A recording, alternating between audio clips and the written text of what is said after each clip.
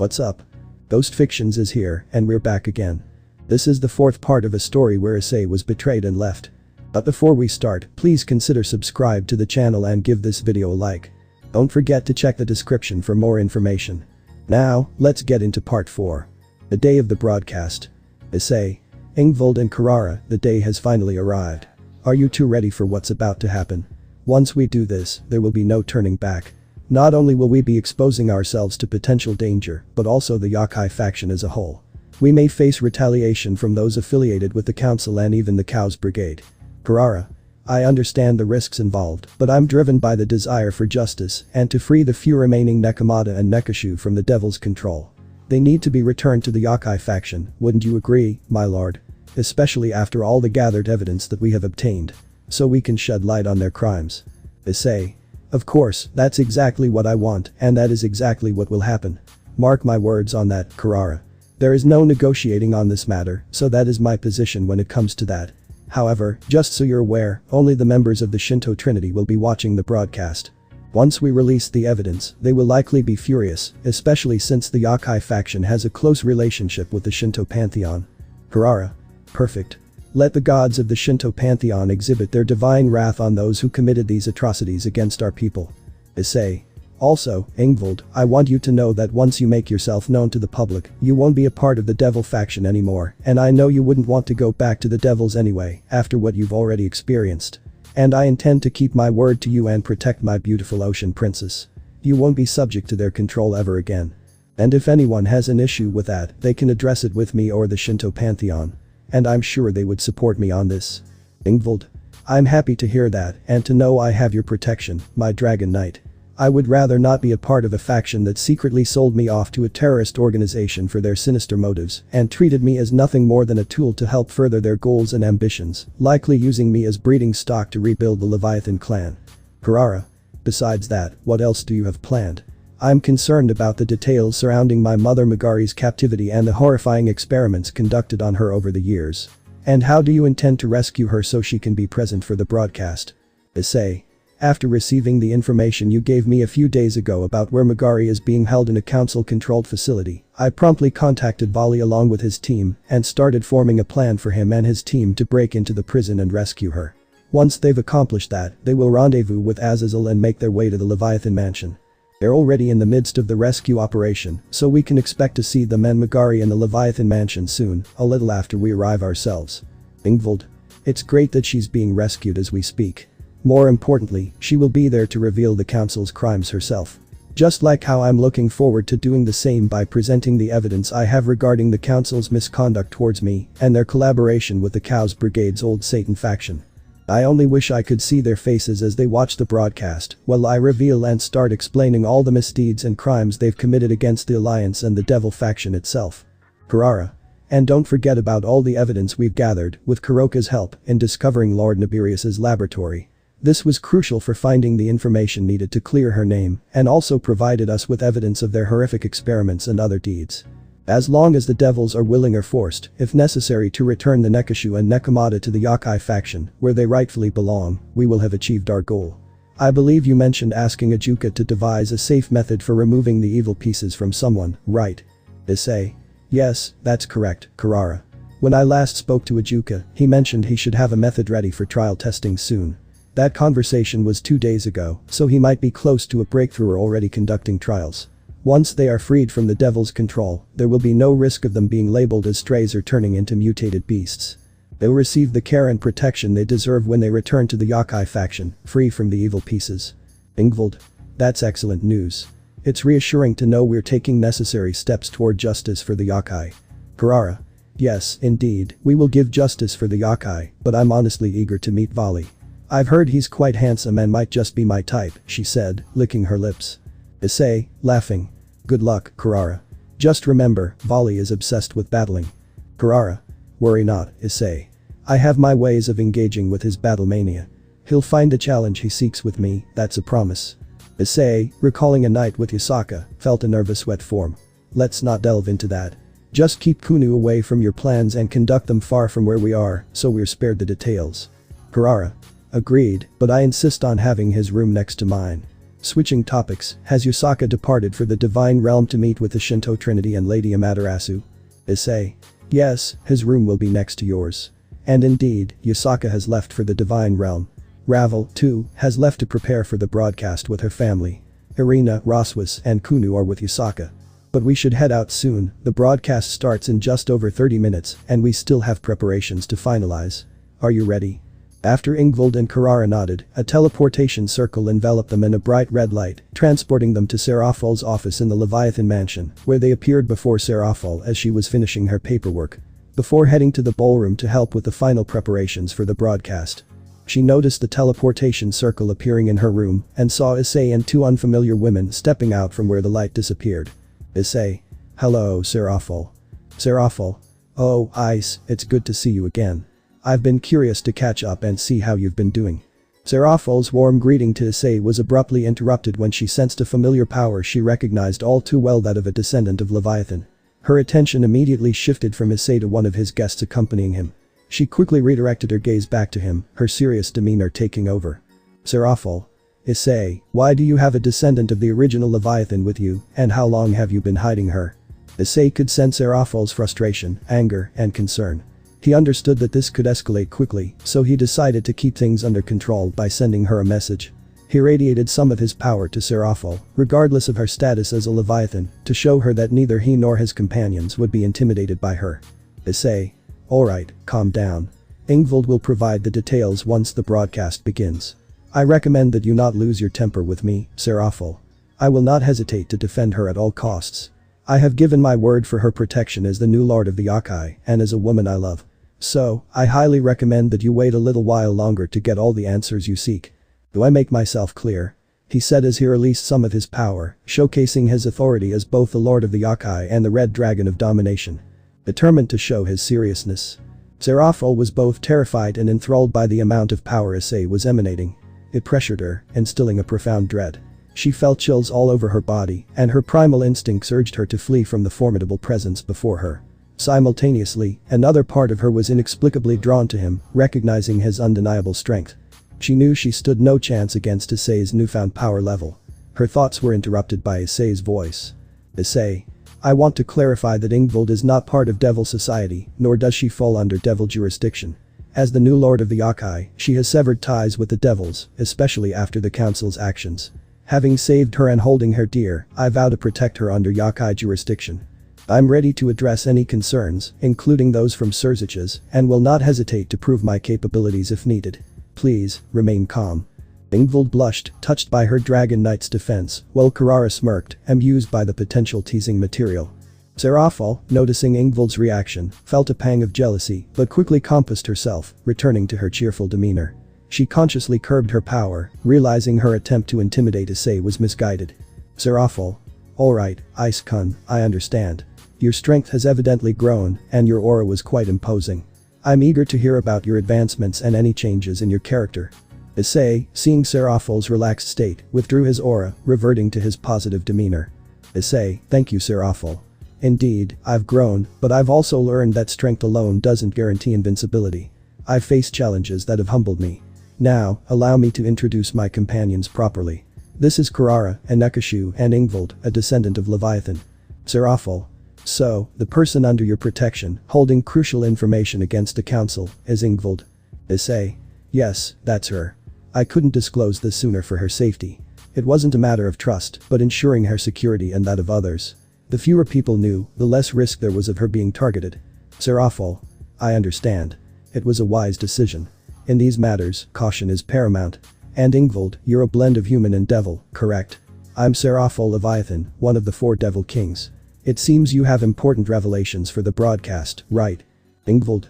Greetings, Lady Serafal Leviathan. It's an honor. Yes, I have significant information about the council's misconduct to disclose. You're correct, my mother was a human and my father was a devil. Serafal, interesting.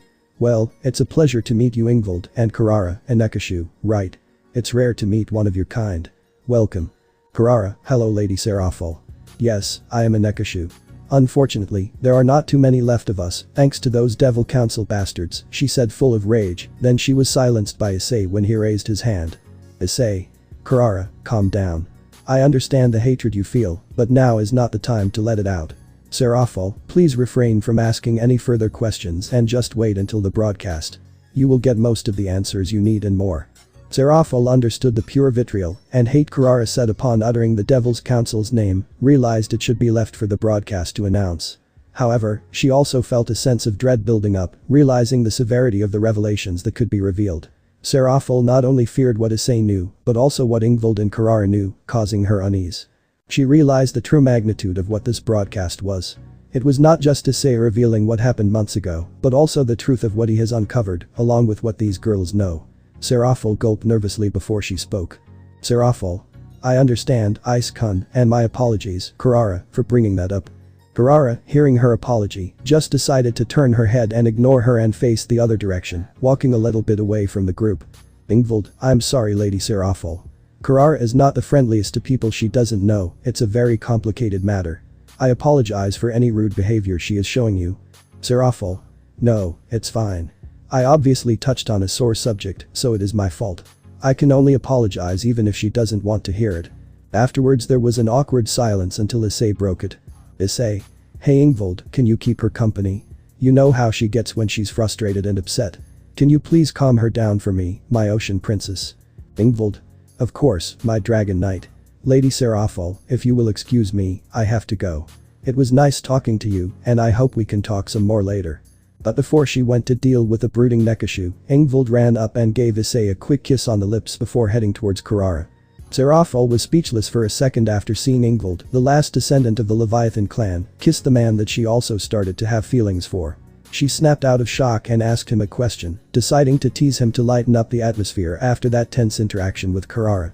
Serafal. Oh, Issei-kun, I see you're increasing your harem. And you even got yourself one of the last descendants of the Leviathan clan. I think after this broadcast and our meeting with the alliance leaders, I'm going to cash in that favor you promised me. Issei chuckled at her response, showing his more light-hearted nature. Yeah, you could say that. It's kind of a long story, I'll explain it to you later. And of course, I'll keep my word to you, whatever it is. As long as it's in my power, I will fulfill it for you. Also, sorry about Kurara's cold attitude towards you. There's a reason behind it, but it's not my place to talk about it. It's her story to tell. So let's leave it at that for now, Serafal. But let's change the subject. Have you figured out a new name for my show? Upon hearing that, Serafal's mood immediately uplifted at the change of topic. Serafal. Yes, Issei-kun, we believe we have come up with a new name for your show. Serafal. We have decided on the new name for it. From Up-Eye Dragon Show to the Heroic Kitsune Dragon. Issei. I like that name. It's perfect. Also, I'm assuming everything has been set up for the broadcast by you and your sister's peerage prior to everyone else arriving. Serafal. Oh yes, my sister and her peerage have been instrumental in the preparations for the broadcast. They have worked diligently alongside members of the Phoenix clan to ensure everything goes smoothly. The Phoenix clan has been particularly helpful in arranging the broadcast in full and ensuring we have the necessary coverage. They have also generously provided their personal guards to enhance the security of the event, complementing the guard stationed at the Leviathan mansion. I assumed you were protecting someone for their safety, so we've bolstered security for their arrival. This way, we can avoid any potential issues. And yes, they have also played a crucial role in securing the remaining control of the Up-Eye Dragon and handling other logistical aspects of your show. Ravel, in particular, has shown incredible skill and expertise in setting everything up and managing the presentation. She's been a great asset, working tirelessly behind the scenes to ensure everything is ready for the broadcast. So, yes, we're all quite busy, with a little over 30 minutes before the broadcast starts. Issei. Ah, that's good to hear. But Serafal, could I ask you a favor? Could you please keep Kurara and Ingvild with you? I trust you to keep them safe in case something happens. I'm not taking any chances, so their safety is my top priority. Could you do that for me while I meet with the other leaders? Also, could you keep them away from the others? Just wait outside the ballroom where the broadcast is being held. If I'm not there 10 minutes before it starts, have Kurara come and get me, so we can enter together. This way, you won't be bombarded with unnecessary questions, and I can quickly address anyone trying to ask what you did upon seeing Ingvild. Serafal. I understand, and you can count on me, Issei-kun. I'll ensure their safety and keep a close eye on them until the broadcast begins. Issei. Thank you for understanding and taking care of them. One more thing, do you know where your sister and her peerage, along with Ravel, are at the moment? Serafal. Sona and her peerage are currently setting up the room for the broadcast. They're arranging the lighting, cameras, and audio equipment. The tables and chairs have been positioned to accommodate all attendees. Ravel is coordinating with Devil TV and news stations to ensure they can receive the signal and broadcast the event. She's also making arrangements for Heaven and the Norse Pantheon, who are part of the Alliance, to view the broadcast and learn about the Council's transgressions and everything else you intend to reveal. These transgressions could significantly impact Alliance factions. Before you arrived, Yusaka contacted Ravel to ensure she could watch the broadcast in the Divine Realm with the Shinto Trinity, even though they're not officially part of the Alliance yet.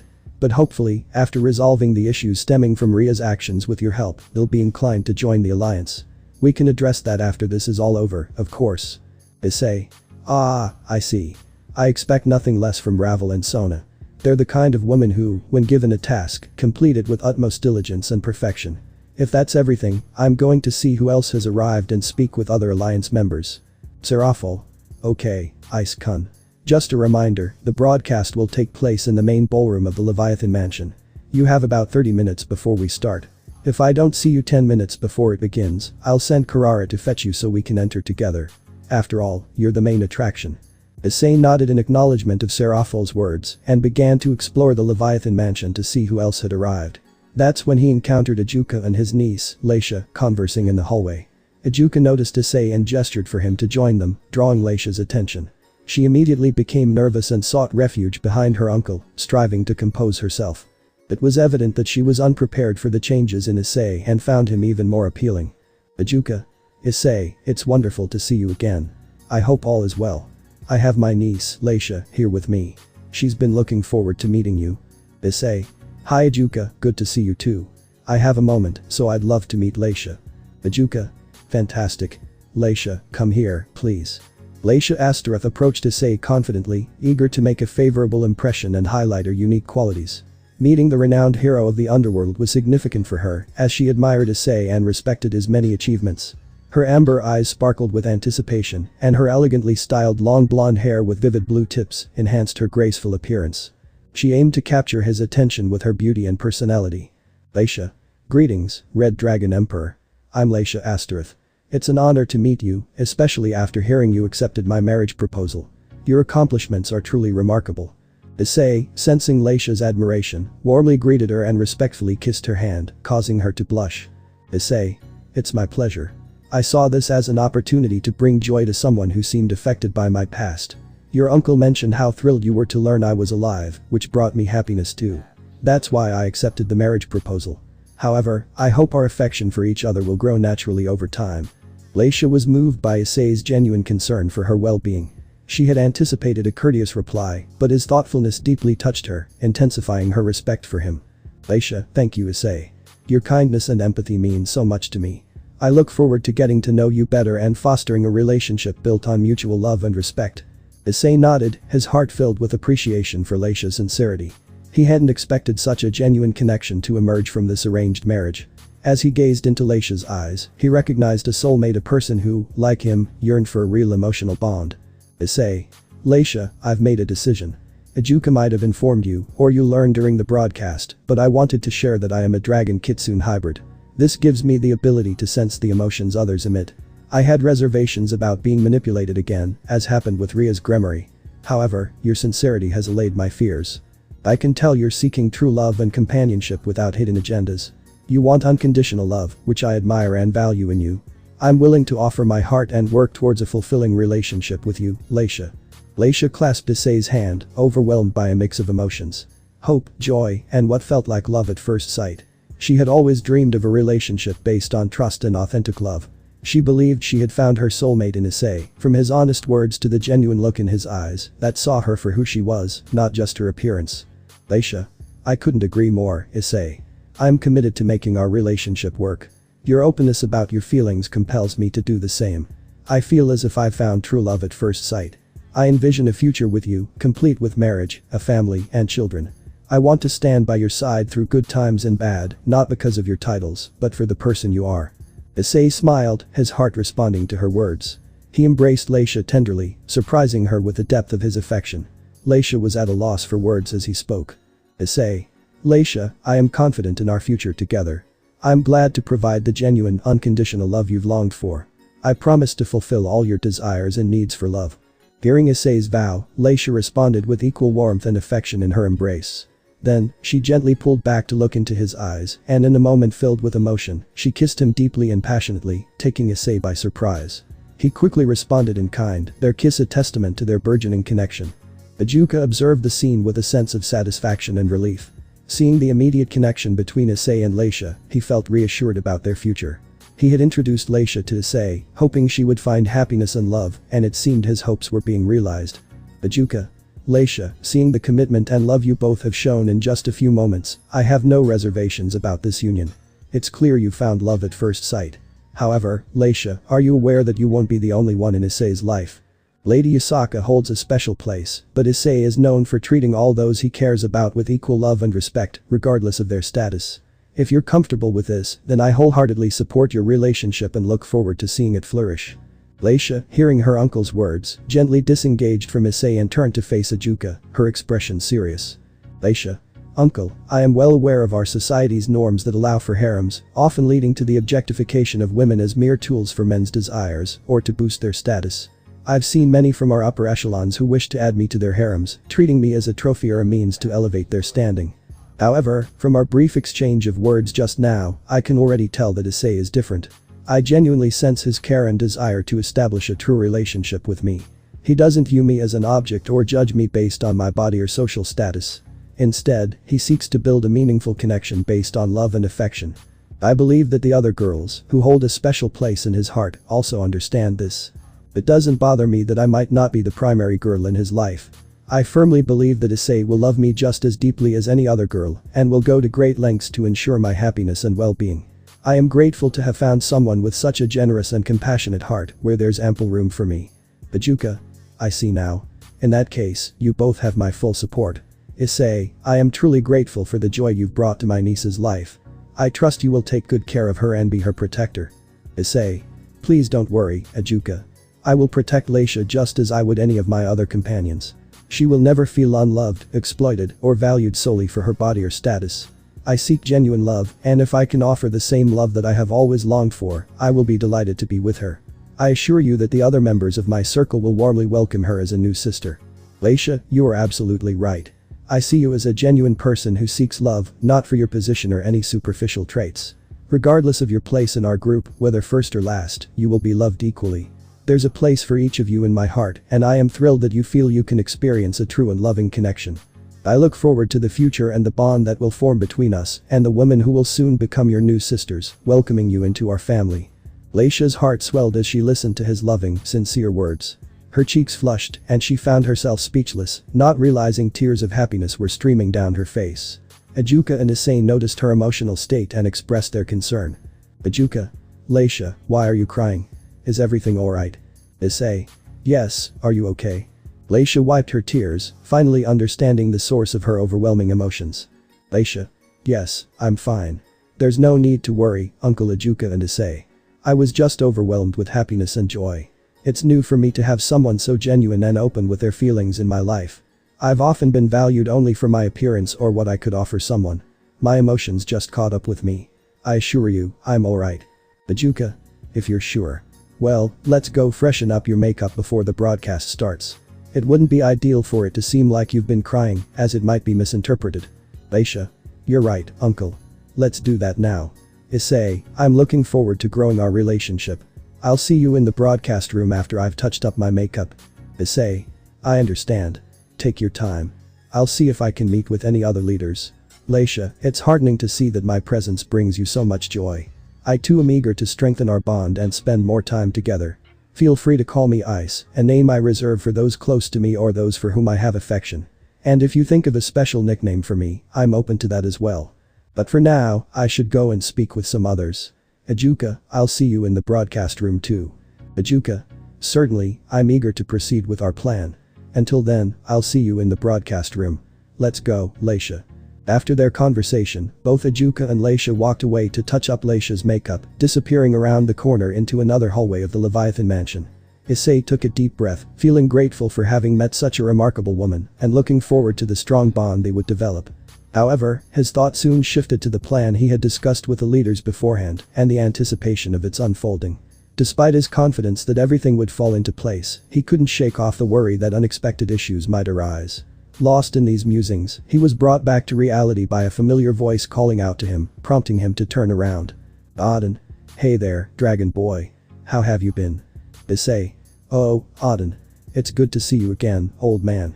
How have you been? Regarding your relationship with Rias, it seems things are progressing well. Her allowing you to call her by her nickname, Rose, is a positive sign. It indicates her trust in you and her openness to letting you into her heart. If she fully opens up to you, my boy, embrace it wholeheartedly. Love is a beautiful thing that can bring people closer together. Good luck, Issei. Issei. Haha, I understand what you're saying. You're right, I've changed, and so have my priorities. It doesn't mean my love for boobs has disappeared, it just means I don't feel the need to flaunt it as openly anymore. Perhaps it's because true love from a woman helps a man mature beyond his hormone-driven teenage years, turning him into a real man, you know. I appreciate the compliment, by the way. I've been brainstorming on how to handle the situation with the Maos, aiming for a resolution that reflects well on them.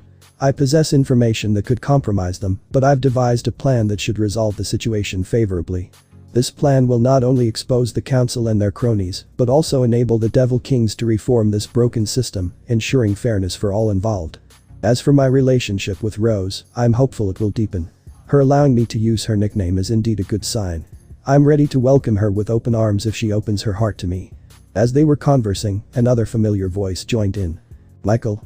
Issei, you've always been compassionate, ready to welcome those who genuinely care about you. Your plan, shared with us 2 days ago, was remarkable. I was impressed by its thoroughness and your strategic acumen. Your approach to placing our adversaries in the spotlight, forcing them to confront their actions, showcased your potential as a strategist. I'm amazed at your growth, Issei. Flashback to 2 days ago. Issei's meeting with Auden, Azazel, and Michael. Issei began outlining his plan to Michael, Azazel, and Auden, who were all keen to learn more. He had dedicated considerable time to its development and had gathered substantial evidence. His investigation covered the Devil Council and the Cows Brigade, among others. He intended to disclose this information at the post-broadcast meeting and during the broadcast itself. Once Issei concluded, Auden was the first to respond. Auden. You've concocted quite the scheme, Dragon Boy. You've not only thought it through, but have also begun its implementation by recruiting the White Dragon Emperor and his team. Their desire to defect from the Cows Brigade in exchange for asylum within the YŌKAI faction under your protection is a clever move. They'll gather intelligence for us, and in return, they'll have your support, ensuring they cause no further issues for the Alliance. Michael. Impressive, Issei. Convincing the White Dragon Emperor, your eternal rival, to align with you is a significant achievement. However, I want to clarify your plan's details. You aim to expose the Council's betrayals, particularly their actions against the YŌKAI faction and their collusion with the Old Satan faction. By revealing their unauthorized sharing of sensitive information with the Cows Brigade, you intend to hold the Council accountable, while also pointing out the Devil King's oversight in curbing the Council's power. Your goal is to reform the Devil Society's outdated system, making it equitable for all devils. Have I got that right? Issei. Exactly, Michael. My goal is to unveil the Council's wrongdoings and eliminate their crimes against the YŌKAI, especially the Nekomata and Nekashu. This will expose their collaboration with the Old Satan faction and highlight the Devil King's negligence. Despite their initial ignorance, their inaction points to a lapse in their responsibilities. I aim to show that the current system, staunchly defended by the Council, is flawed and requires reform to ensure justice and equality for all devils, including those of lower ranks. Not all Council members are complicit, but my findings suggest the majority of them are. Nevertheless, when I discuss this with the Devil Kings, they all agree to take responsibility for their actions and mistakes, and are prepared to address the Council's errors by overhauling the entire Devil Society to ensure fairness and equality for all devils, regardless of their social status. Michael. Your plan is remarkable and comprehensive. It accounts for various scenarios, from minor to significant, and prepares for potential resistance from both external adversaries and internal factions. By removing those who oppose us and our alliance, we can achieve true unity among our members. I'm eager to see what other strategies you have in store. Your tactical and systematic approach will undoubtedly turn the tide in our favor, enabling us to adopt a proactive stance instead of always defending against the Cows Brigade. Issei. That's part of the plan. I also aim to shift the momentum against the Cows Brigade, but we can discuss that with all the members of their alliance after the broadcast when we delve into that topic. Both Michael and Auden were thoroughly impressed and felt proud to see how much Issei had grown and matured, tapping into more of his potential than they had ever imagined. The conversation then shifted when Azazel spoke up, drawing everyone's attention. Azazel. I'm impressed by your plan and pleased that Vali and his team approached you to join the alliance under the YŌKAI faction. This ensures there's no perceived bias on my part, given my close relationship with Vali and the bond I share with you. Supporting their decision to defect from the Cows Brigade would be indisputable, especially with the information they've gathered that you plan to present at our meeting after the broadcast. Clearly, none of us would challenge a faction uniting both the White and Red Dragon Emperors, especially with one of them as the new Lord of the YŌKAI. Your group is formidable, and I fully back your plan. I appreciate that you're not imposing their inclusion, but seeking my endorsement for their integration into the alliance with the YŌKAI faction and Fallen Angels. This arrangement benefits both factions and averts potential conflicts that might arise from their new affiliations. Knowing their dedication to rectifying their past, I wholeheartedly support this initiative. However, I suspect you haven't disclosed everything to the Devil Kings that you've shared with us. Am I right? Issei.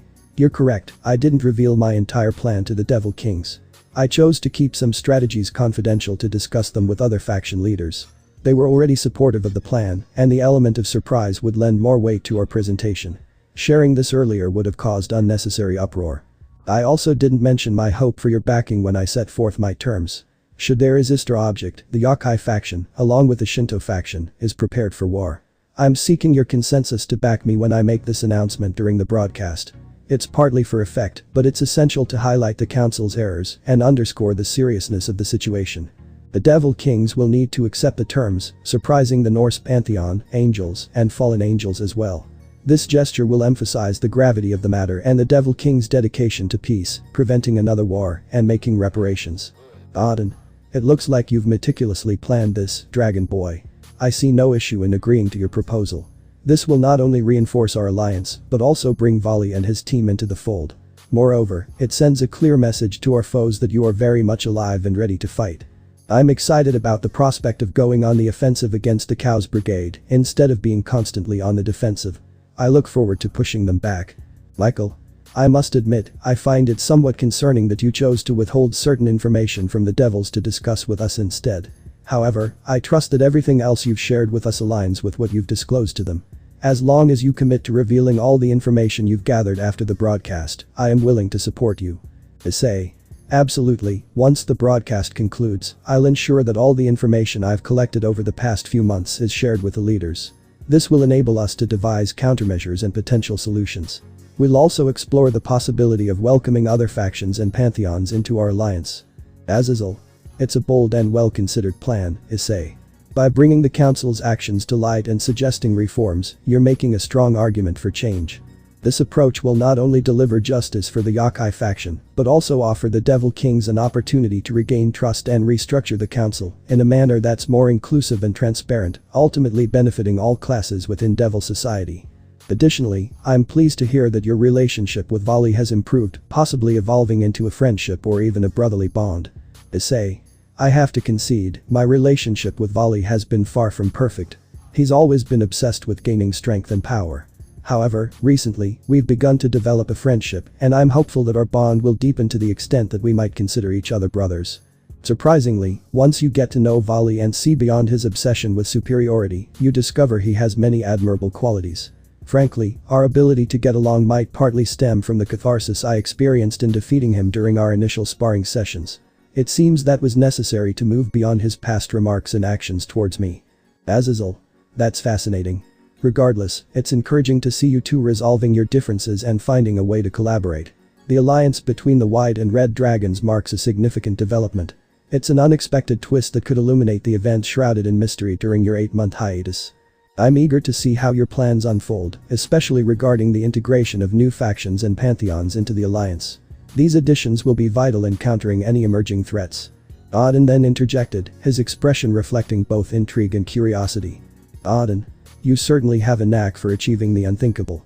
I would have never imagined the Red and White Dragons not only refraining from trying to annihilate each other in combat, but also forming a friendship. It's an unprecedented scenario. Yet, it appears you've done your homework, Dragon Boy. I commend your commitment and thoroughness. If executed flawlessly, your strategy could significantly impact the future of the Devil race. Michael. Issei, I fully support your proposed changes. Your plan has the potential to yield positive outcomes for both the Devils and the Alliance as a whole. Auden. I'm all in, Dragon Boy. I fully endorse your plan and your vision for the future of the Alliance. Azazel. You know where I stand on this, kiddo.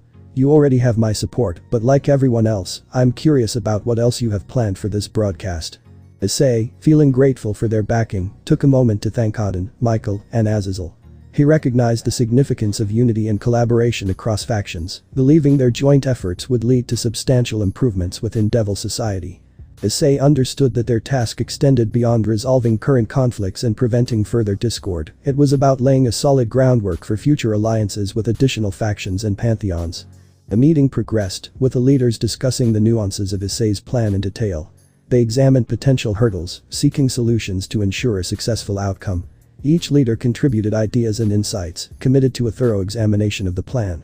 Their collective wisdom was pivotal in refining the details of the impending broadcast, which they anticipated would be a pivotal moment for Devil Society and the broader alliance. Confident in their support, Issei believed their concerted efforts would instigate the much-needed changes. End of flashback. Lost in thought about the meeting with Azazel, Michael, and Auden, Issei was jolted back to reality by Azazel's voice. Azazel. It seems I've arrived just in time. However, it's not exactly fitting for a faction leader to be caught daydreaming, is it? Turning, Issei saw Azazel accompanied by Vali and his team, including Lefei, Kuroka, Arthur, and Biku. He was relieved to see Megari safe and sound, rescued in time for this moment. Issei. Azazel, it's good to see. Before he could finish, Kuroka pounced on him, her feline features pronounced as she affectionately nuzzled him. Detecting the sense of Ravel and Ingvald on him, she became more possessive, her eyes narrowing with a feline intensity. Kuroka. Hello, love. I've missed you. But what's this? Have you been frolicking with other girls without me? Perhaps it's time for us to be locked away on the next full moon, so you can fulfill my wish for kittens. Issei, flustered, tried to explain, but Lefei intervened, magically lifting Kuroka off him. Just as Issei was about to stand, Vali extended a hand, helping him up into a brotherly embrace. Issei. Glad to see you're okay, Vali. Wasn't too tough for you, was it? Vali. It was a minor inconvenience at most. But I'm up for another spar anytime. Issei. Well, it seems Kuroka has already given me a good beating. Looks like you'll have your own Kuroka to deal with soon. Vali. I managed to fend off Kuroka before. I'm sure I can handle this new challenge. We're dragons, after all. Kuroka. Naya, Issei, I take it Kurara told you that she likes Vali. Also, Lefei, put me down. I promise I will not attack him again. Lefei. Fine, but if you act up again, I'm putting you right back in the air. After Lefei put Kuroka down and dusted herself off, she spoke to Vali. Kuroka. Now Vali, you might have dodged me, but Kurara won't be so easy to escape. She's relentless. And just so you know, she gave Issei quite the challenge during their training sessions. Issei, I appreciate the help in getting my feisty cat off me Lefei. Lefei blushed at Issei's gratitude and bashfully accepted his thanks. The conversation highlighted the evolving dynamics within their group, hinting at future challenges and the strengthening bonds among them. While Kuroka licked her lips at him with a lustful look after the feisty cat comment, Issei felt a shiver go up his spine, but enjoyed the banter. While Vali began sweating nervously, especially when he glanced at Issei for confirmation of Kuroka's statement. Receiving a solemn nod from Issei, even Albion residing within the sacred gear, felt a chill run down his dragon spine, mirroring Vali's apprehension. At that moment, laughter erupted, both Biku and Azazel couldn't contain their amusement. Biku. Hahaha, it seems the host of the vanishing dragon is on the verge of becoming cat food, hahaha. Azazel. I must say, Vali, if she managed to give Issei a hard time in his balance breaker during their initial training sessions, she was likely holding back. I'd be wary of what she might do to you when she's truly determined. Here's a bit of fatherly advice. Just surrender. She'll get what she wants one way or another, she is a woman, after all. Hahaha. While Biku and Azazel enjoyed a laugh at the prospect of Vali's future challenges with his formidable female counterpart, Vali pondered the strength of a woman capable of challenging Issei during their early training. Just then, Issei approached Megari, who looked up at him. She sensed not only his yokai and dragon nature, but also recognized him as a kitsune. Issei, hello Lady Megari. I'm Issei Haidu, the Red Dragon Emperor. More importantly, I am the new lord of the Yokai and mate to Lady Asaka. Upon hearing this, Megari attempted to kneel in respect, drawing everyone's attention away from their previous conversations to this interaction. However, Issei quickly intervened, preventing her from kneeling. Issei. No, please don't do that, Lady Megari. Even though I am the new lord of the Yokai, I am aware of your former position as the leader of the Eastern Yokai. I understand that Lady Asaka assumed leadership over all Yokai after integrating the survivors from the East following your disappearance and the tragic events of that day. There's no need for you to bow to me, especially since I was not present at the time of the incident. Instead, I wish to kneel before you and pledge my commitment. Today, we seek justice for our people. Today marks the day when the Yokai will see long-awaited justice served and the remaining Nekomata and Nekashu will be reunited under the Yokai faction's banner. As Issei kneeled before Megari, showing respect and remorse for the former Eastern Yokai leader, everyone present was taken aback by the significant change in Issei. This act of humility and understanding toward someone he barely knew, yet recognized the importance of their past and expectations, showcased Issei's growth into a respected leader, strategist, and hero. Megari, touched by Issei's gesture, placed her hand on his shoulder, urging him to look up at her. Megari. My lord, your words and actions mean a great deal to me, both symbolically and substantively. Your efforts to rescue me and your broader plans, though I may not be fully aware of them, speak volumes. As a Yokai Nekashu, I can sense your genuine intentions and emotions, and I have every reason to trust and believe in your capabilities. You've earned the respect and affection of my dear friend Yusaka and even my own daughter, who, along with Kuroka, saw fit to train you. Yusaka's decision to make you her mate and the lord of the Yokai is something I honor. I have no doubts about your leadership, and I believe Yusaka played a role in your transformation into a Kitsune dragon hybrid. I look forward to learning the full story later. But for now, please stand, my lord. A leader of your stature should not kneel. You are destined to guide our faction into a brighter future, ensuring the horrors of the past are never repeated. Please rise. Heeding Megari's request, Issei stood and offered a reassurance, mentioning someone dear to her, Kurara. At the mention of her daughter, Megari's eyes searched the hallway, and upon seeing Kurara, she was overwhelmed with emotion. Megari. Kurara, is that really you, my daughter? Kurara, without speaking, quickly moved toward her mother, tears cascading down her cheeks. She found solace in Megari's embrace, weeping as she clung to her. Kurara. Mom sobbed, I missed you so much. I thought I had lost you forever. I'm sorry I wasn't strong enough to do anything. Megari, with the comforting assurance only a mother can provide, gently hushed her daughter, easing her tears. She spoke softly, offering solace to Kurara in her distress. Megari. SHH, my dear Kurara, it's alright. You're not to blame, and I can see how much stronger you've become. You have no reason to carry this guilt, my child. I'm here now, and I'm not going anywhere again, that's a promise. Eventually, the mother and daughter managed to process their long-suppressed emotions after their prolonged separation. Yet, they became aware of the onlookers witnessing their tender reunion. They agreed to continue their heartfelt moments elsewhere, at a more appropriate time. At that juncture, Megari shifted her focus to Issei and made a request. Megari. Lord Issei, if it's not too much trouble, I'd like to move to where the broadcast will be held. I'm prepared for this terrible ordeal to end and for the truth to be unveiled. Issei, understanding her urgency, concurred with her request. Issei. Certainly, Governor Azazel, All-Father Auden, Lord Michael, Lady Megari, Vali, and your team, let's head to the Leviathan Ballroom for the broadcast.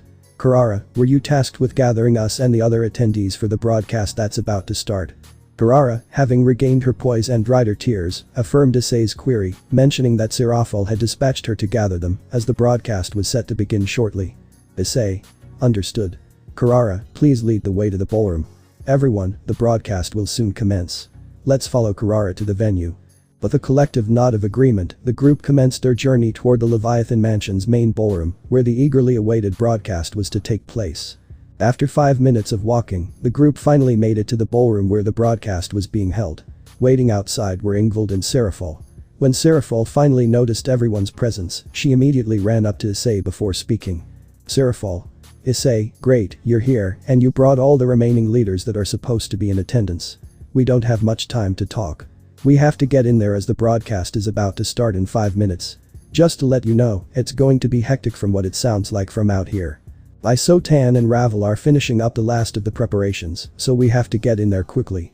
Issei nodded in understanding and looked at everyone in the group that was outside the room. They nodded back, and he soon put both hands on the double doors and swung them open. He was welcomed by all of Sona's peerage running around, being given orders by their king, along with Ravel. Soon, everyone present noticed that the door to the ballroom was opening, and they saw the rest of the leaders and the man of the hour himself, Issei.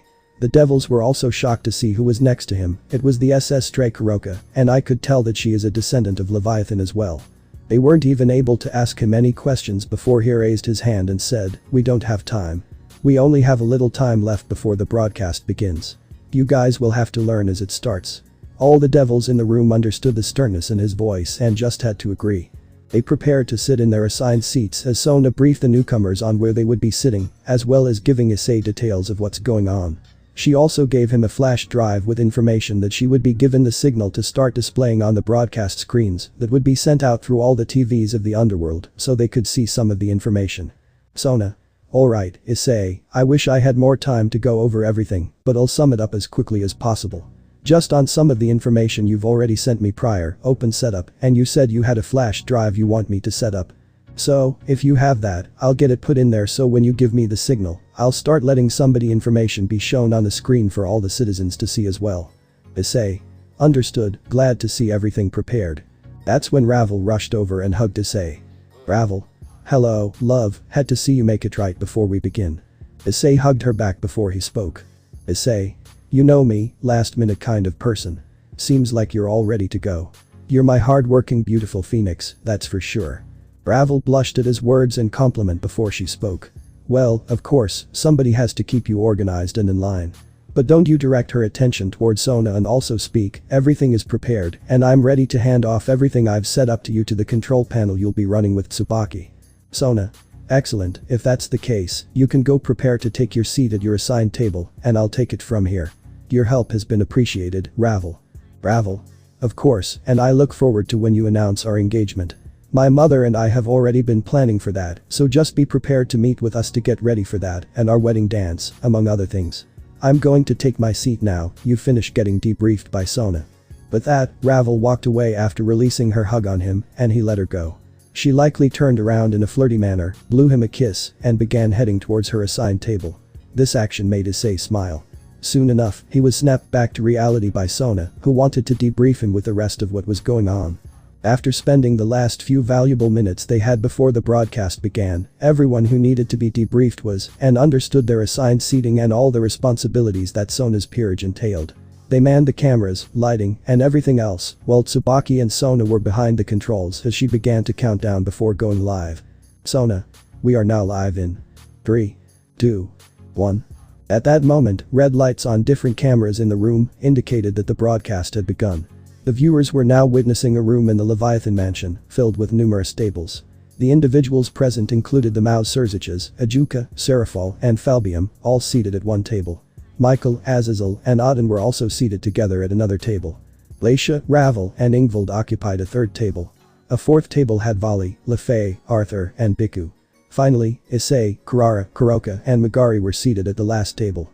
Issei, the man that everyone had been curious about, had risen from his seat and started speaking. All the cameras focused on him, the hero whose disappearance had left everyone in shock. It was recently revealed that he had returned to save them, and now many questions would be answered. Today, not only would damning evidence be presented, but many crimes would also be revealed. This moment would bring about significant changes, and the entire Alliance, Underworld, and YŌKAI faction would bear witness to their leaders' actions, causing shockwaves throughout each of these realms. Issei. Greetings, everyone. I understand that some of you may have questions and concerns regarding my sudden disappearance and subsequent return. To stop the attack on the capital city of Lilith, I intend to address these matters and shed light on the events that unfolded during my disappearance. However, before delving into these details, it is crucial that we address more pressing issues at hand. But first, I request that children should not watch this part. Some graphic images and subject matter will be brought up, and I'd rather not have them see that or listen to what I might say. They shouldn't have to see the hero they look up to in this light when they aren't able to fully understand the severity of the situation. But to start, I want to make it clear that I am no longer a devil. I will explain everything in due time. For now, it is important to understand that I have now become a hybrid of dragon and kitsune. Moreover, I have been designated as the future leader of the YŌKAI faction, making me the new lord of the YŌKAI. I understand that this news may be overwhelming, and I assure you that I will provide further context in due course.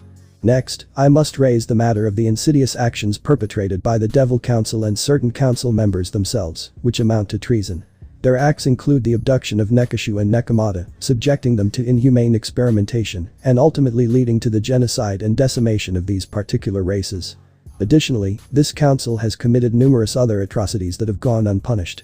It is crucial to note that these claims are supported by abundant evidence and the testimony of individuals who can verify the truth of these allegations. Additionally, I would like to recognize that the actions of certain individuals within the Devil faction have strained relations with the Shinto faction, who are currently observing the broadcast. They have a significant interest in uncovering the council's wrongdoings, as they have developed close connections with the YŌKAI faction. Now, with this introduction concluded, I am delighted to introduce Ingvald, the last living descendant of the esteemed Leviathan clan.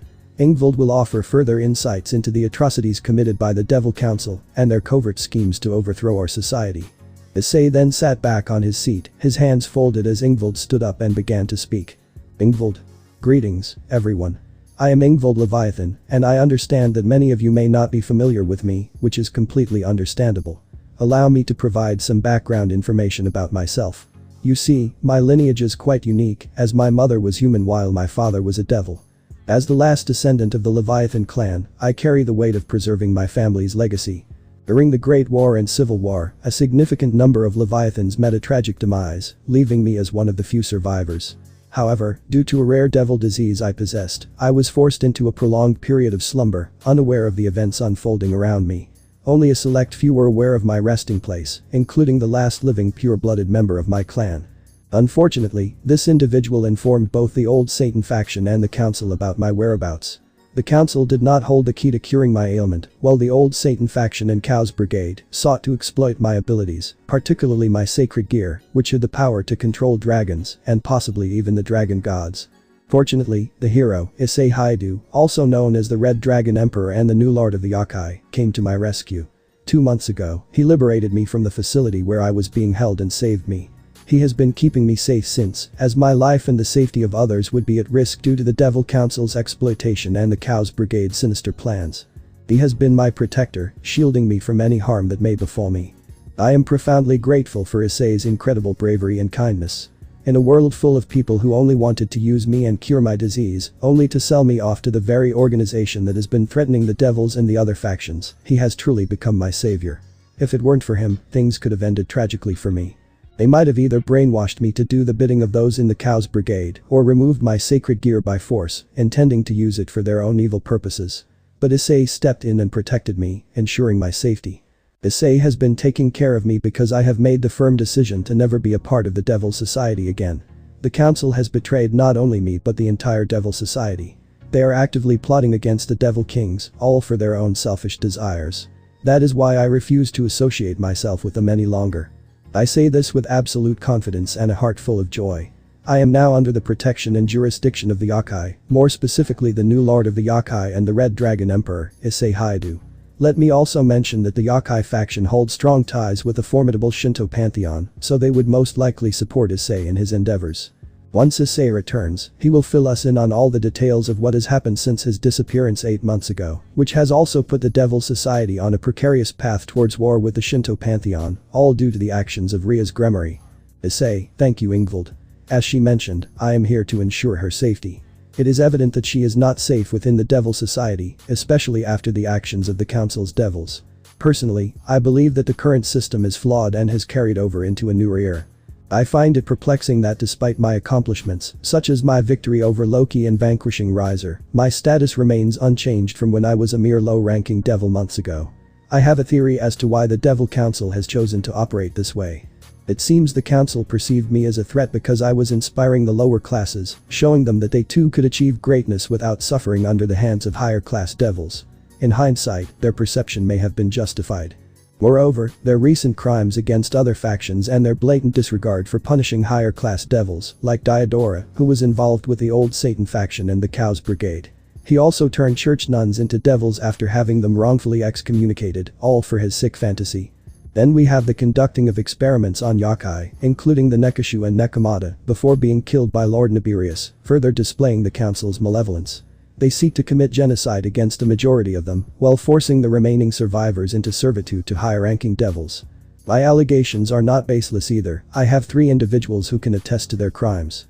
If you don't believe me, I'll let them explain everything they have experienced themselves. Kurara. Hello, I am Kurara, a Nekashu, and I'm the daughter of Magari. Kuroka. I am Kuroka, widely known among those in the upper echelons of the devil government as the SS rank stray. Magari. Greetings, I am Mugari, and I am also a Nekashu. Like my daughter Kurara and my fellow Nekashu Kuroka here, we are among the few remaining members of my race due to the atrocities committed by the devils. Just hours ago, I found myself in a secret prison where I had been subjected to countless years of experimentation. The devils had led me to believe that these experiments were necessary to prevent further harm to my people, but it turned out to be nothing but a lie. Thanks to the new young lord's intervention and the brave team he assembled, I was finally set free and learned the truth. I am eternally grateful to him and everyone who risked their lives to rescue me. The actions of the council, however, speak volumes about the devil's crimes. Approximately 7 years ago, they attacked our settlements, kidnapped our people, and mercilessly killed many. The atrocities didn't stop there, they have been continuing their gruesome experiments, resulting in the slaughter of countless innocent lives. It's a horrifying sight that I personally witnessed. But I let my daughter start things off. Kurara, thank you mother. I would like to bring attention to the actions of the council, who meticulously planned and executed an assault on the East YŌKAI territories. Their target was the Nekashu and Nekomata YŌKAI races, who comprised the majority of the population in those territories. The council not only abducted a significant number of YŌKAI, but also mercilessly slaughtered those who resisted their assault. To cover up their nefarious deeds, the council deceitfully attributed the attack to a group of rogue devils known as the YŌKAI. They deliberately omitted any mention of their own involvement, conveniently diverting blame away from the entire devil community. It is important to note that the devil kings themselves were not aware of these sinister plans until the last moment. While they should have been more vigilant, they cannot be held entirely responsible. The council's actions were meticulously planned to prevent the YŌKAI faction from challenging them. Despite the anger and sorrow felt by the Shinto faction, they lacked the necessary evidence to initiate a conflict with the devils and potentially spark a war. Starting a war without sufficient evidence would have caused further loss of life among the YŌKAI, Shinto gods, and innocent devils who were not involved in the council's schemes.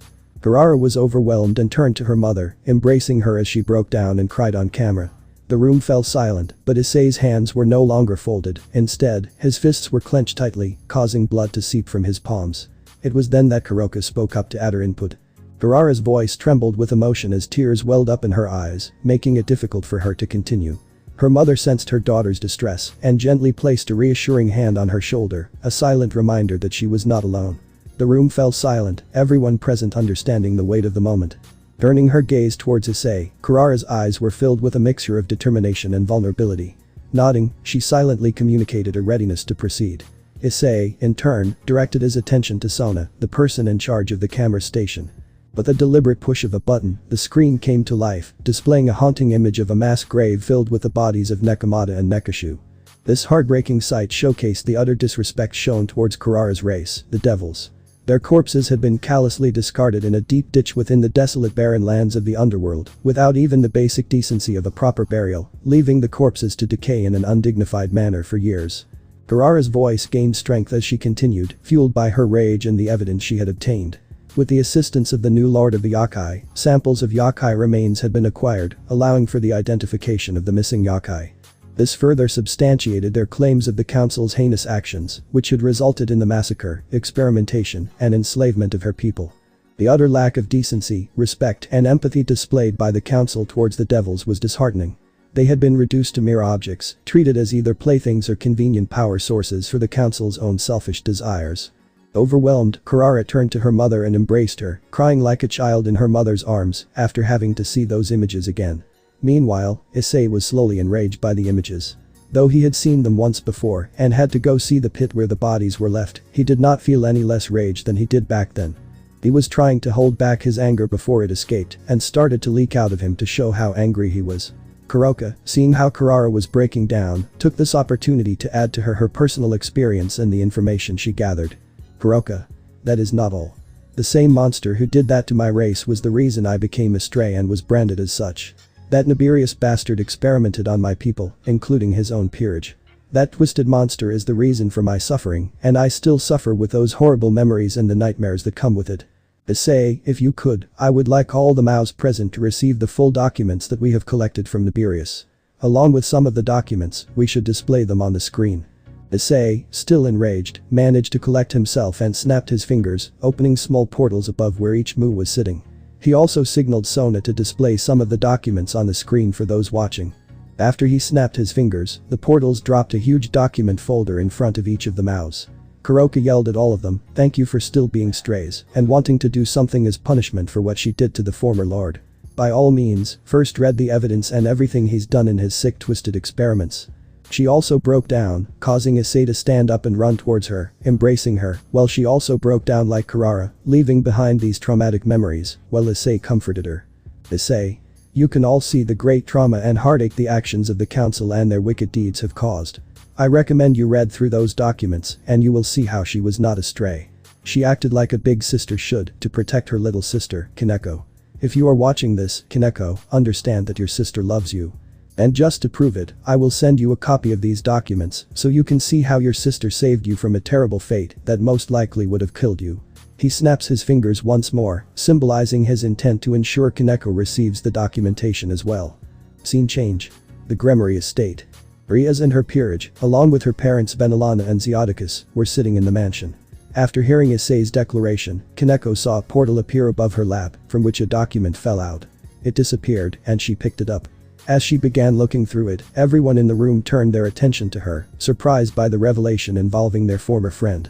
As Kaneko read through the documents, she began to tear up, covering her mouth with her hand. The tears that initially trickled slowly soon became a deluge streaming down her face. Overwhelmed, she could no longer contain her emotions and got up, running out of the room while crying. "Rias. Kaneko, wait." Bakeno stopped Rias from chasing after her, shaking her head in disapproval.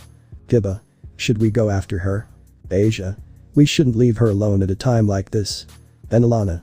"No, she has just discovered very important information about what happened and why her sister abandoned her. She needs space to process everything she has just learned, in addition to reconciling with the mistakes she and the rest of you made regarding that boy. Therefore, none of you will go after her. Everyone, please stay here, we will continue to watch the broadcast." Everyone nodded, understanding her reasoning, albeit feeling worse for it, but they complied and refocused on the broadcast. Meanwhile, back with Issei during the broadcast. Issei, having comforted Kuroka and reassured her, then turned his attention to where the mass were sitting, noting the look of horror and disgust on their faces as they went through the files. Issei then spoke up. "Issei. Mouse, I wish to highlight the gruesome and sickening experiments conducted by certain individuals within this corrupted system. The loss of innocent lives stands as a true testament to the extent of these atrocities. As the most powerful beings of your race, the Devil Kings, you held a position of power, but failed to wield it effectively. It's disheartening to witness the betrayal of trust by members of your own race, who were meant to be allies. I do not wish to generalize all of you, nor do I harbor any hostility towards those present. However, I must express my profound anger and frustration. Such acts are unforgivable, and I demand reparations. As the Lord of the YŌKAI, I am prepared to pursue retribution, even if it means declaring war against the devils for their aggression and inhumane acts, all of which have been substantiated by the evidence you've now seen. Before I outline my demands for amends, it's crucial for Megari to share her experiences and insights, as she has yet to do so. Megari, thank you Lord Issei. Based on what my daughter Kurara has revealed, and what I have personally endured, the horror of these events cannot be overstated. Out of respect for those we've lost, I choose not to display those macabre images. However, I can corroborate Kuroka's account. I, too, was subjected to relentless experiments aimed at exploiting our powers for the devil's gain. Despite their assurances, their actions were driven by deceit. I endeavored to lead and protect my people, a role I embraced wholeheartedly, yet I regret my inability to prevent their suffering. Your commitment, Lord Issei, to holding the perpetrators accountable and seeking justice for our people, provides a measure of solace. Though the memories are too traumatic for me to recount in detail, I stand before you, ready to support your cause. Megari then bowed respectfully to Issei, who, having ensured Kuroka's well-being, approached and gently encouraged Megari to stand. Issei. Megari, there's no need for you to bow or carry any burden of shame. You acted with the best intentions for your people. The failures lie not with you, but with those who betrayed your trust. You have no reason to apologize, and I share in your pain. Rest assured, we will seek justice for our people.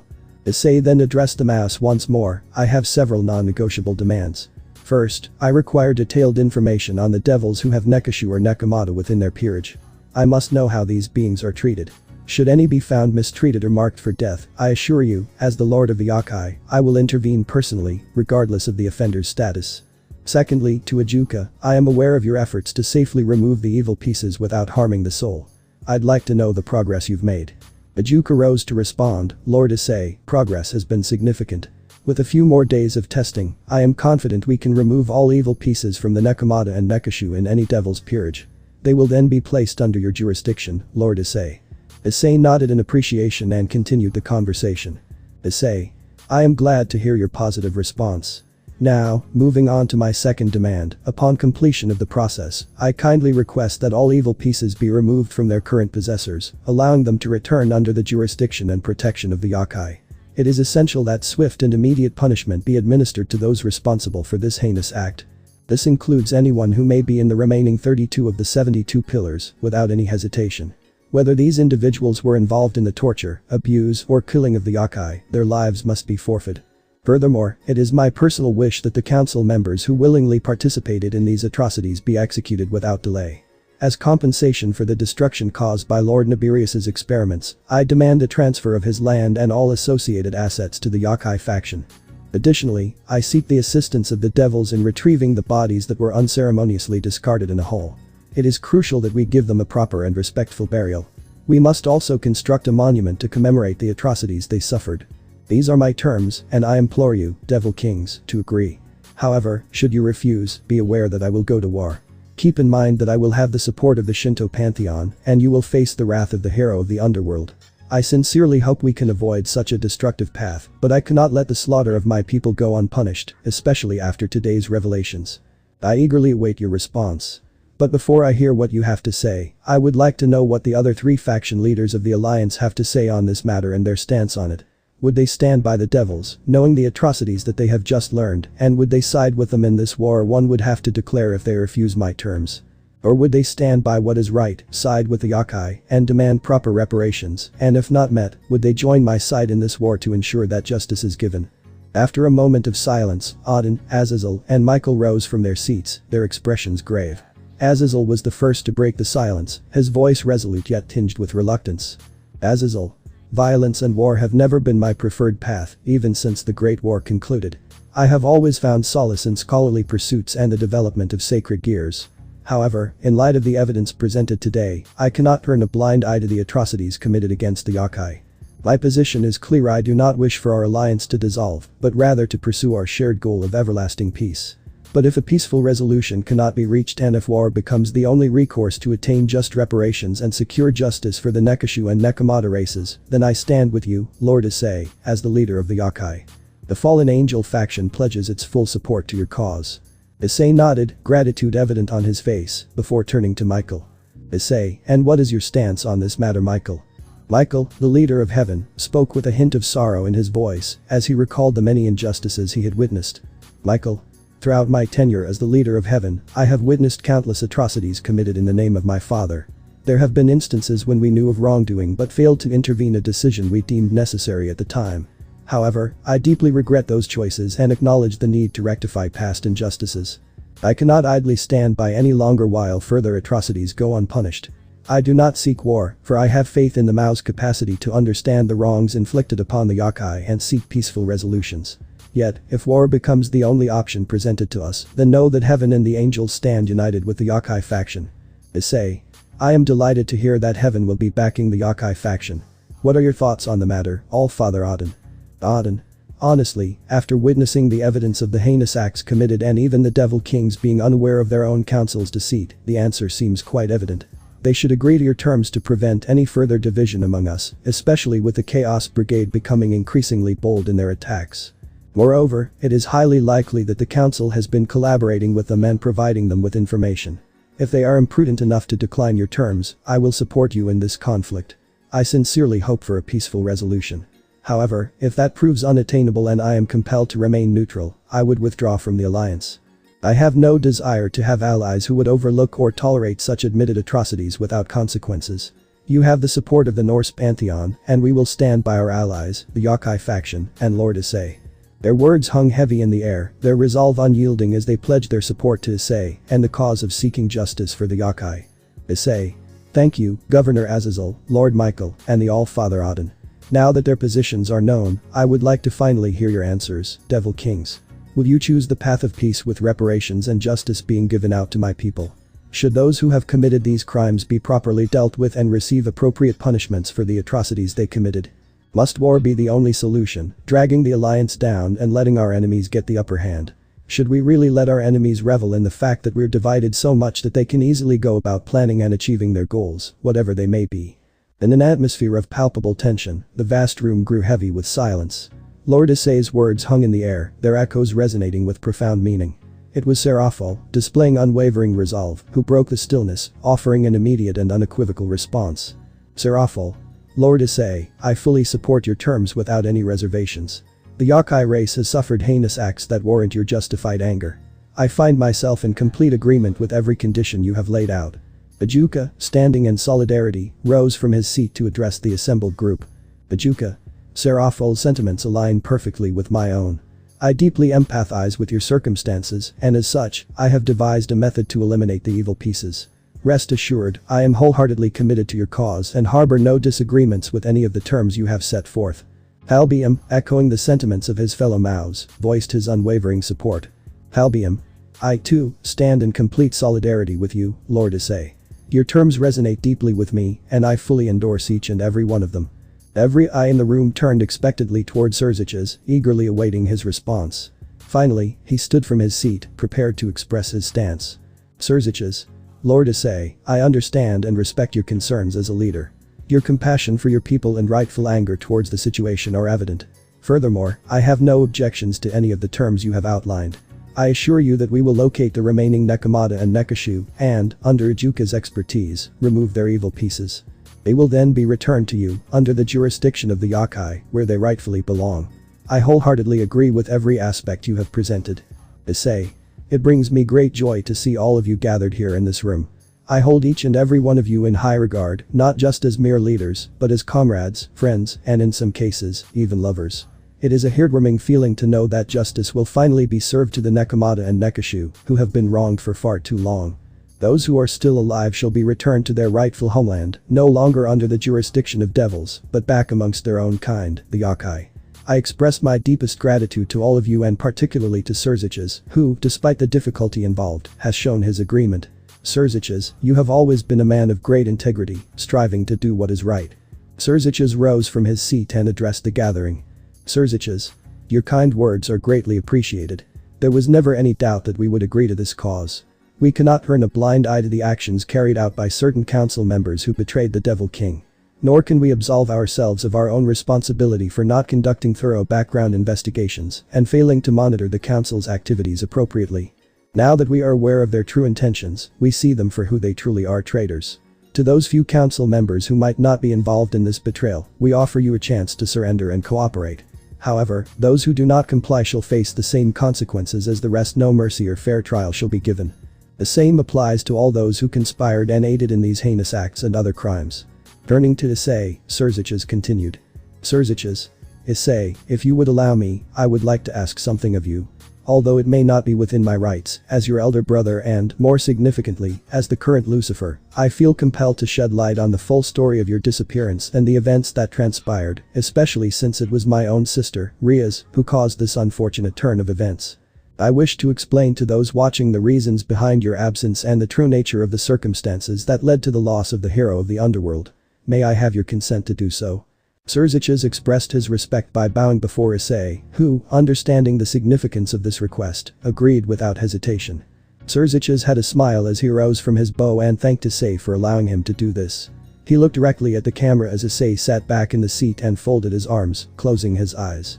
Serziches began to explain to everyone what took place and how the situation happened.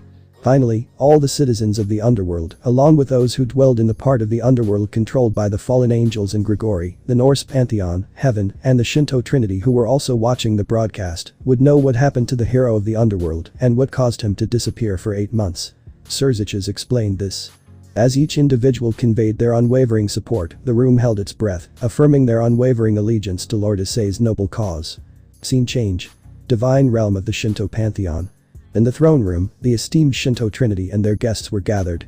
Among the attendees were Amaterasu, Susanoo, Tsukiyomi, Yasaka, Kunu, Roswas, and Arena. As they watched a broadcast, Amaterasu turned to Lady Yasaka, nodding in acknowledgement. Amaterasu. I appreciate the level of dedication and thoughtfulness your maid has exhibited, Lady Yasaka. It is clear he has taken his role as leader of the YŌKAI seriously and has made efforts to inform himself about the situation. I believe granting him authority before your official union was a wise decision on your part. Isaka. Our union solidified his position as the lord of the YŌKAI. When we embraced one another that night, we experienced each other's love, and afterward, we marked each other as mates, symbolizing our commitment and unity. I have no problem with him acting with full authority to lead the YŌKAI, and I have full faith that he will lead them in the best direction. Tsukiyomi. Ah, I understand. I must say, I admire his leadership qualities and his empathy toward his people.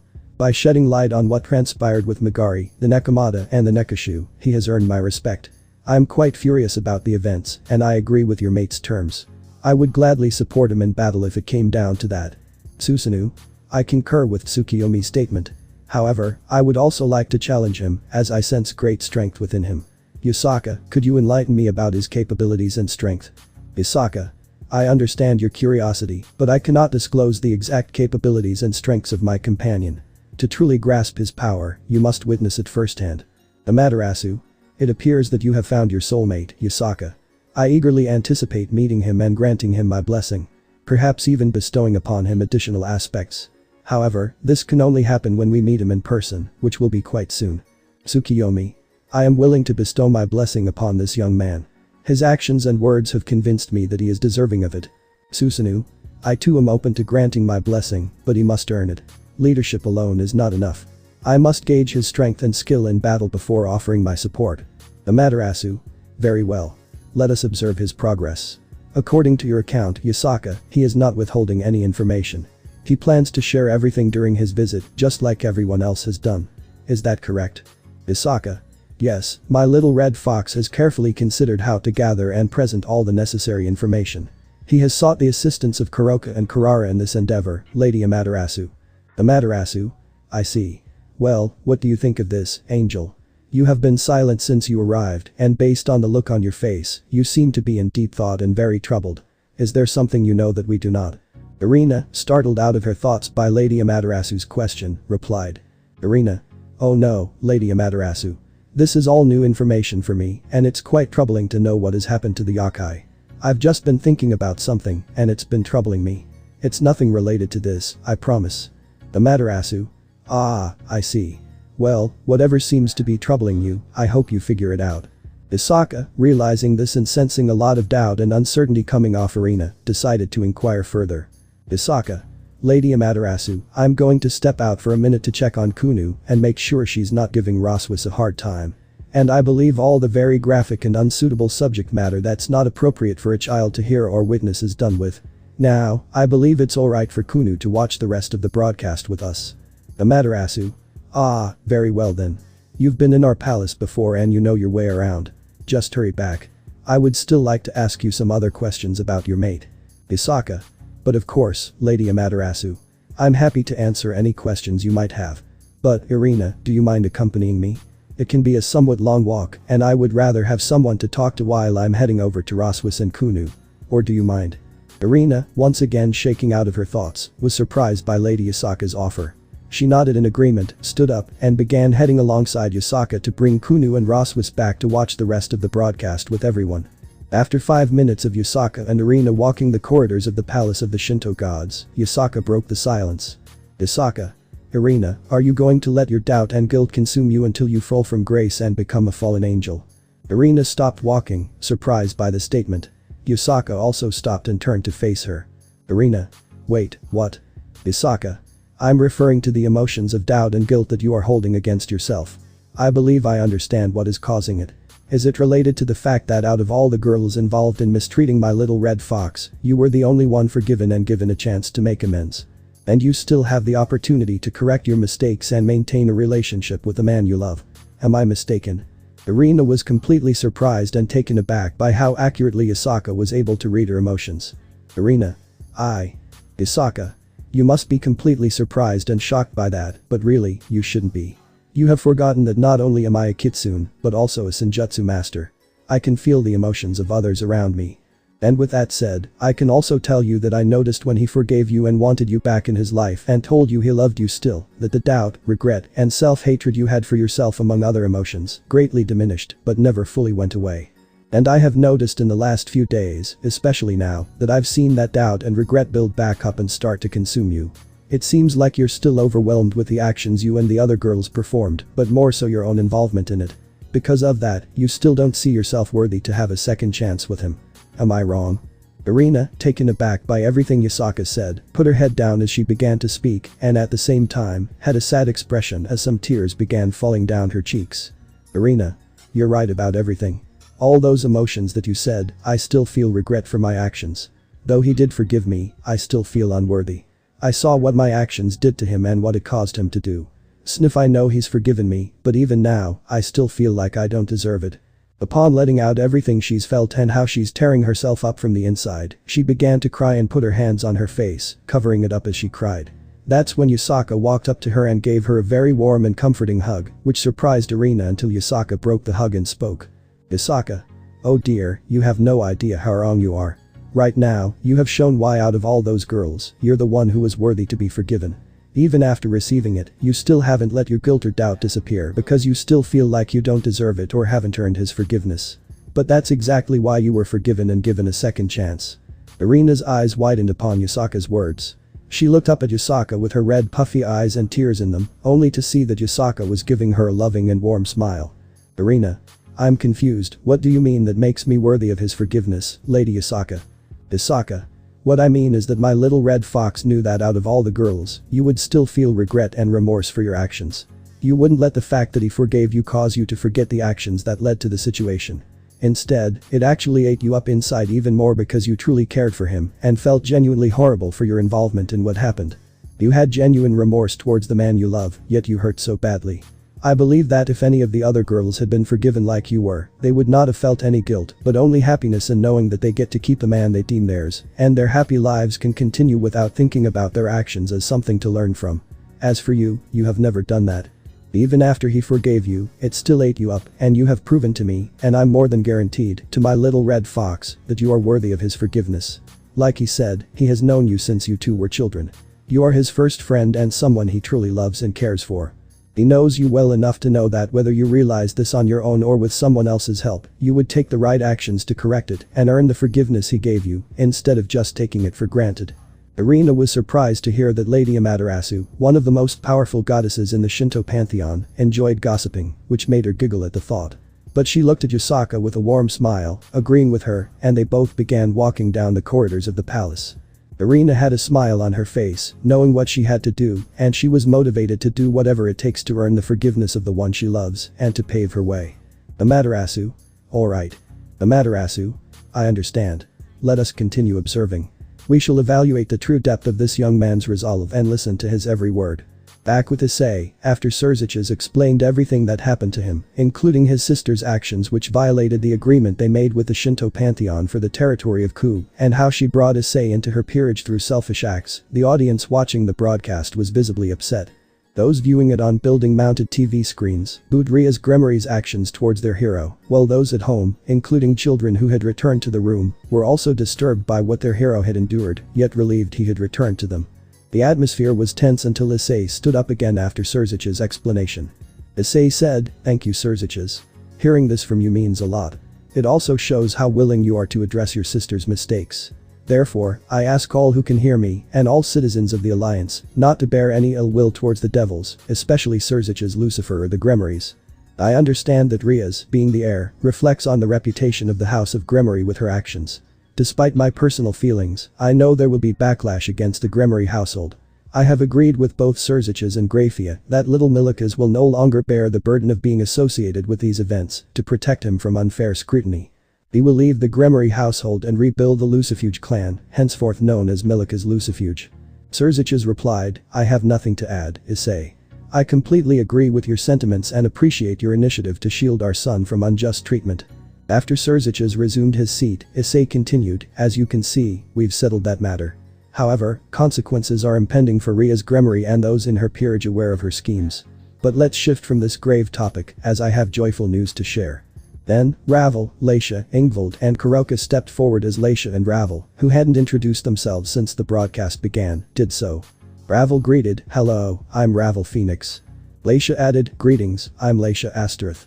Issei explained, you might wonder why I had them introduce themselves and why these women are with me.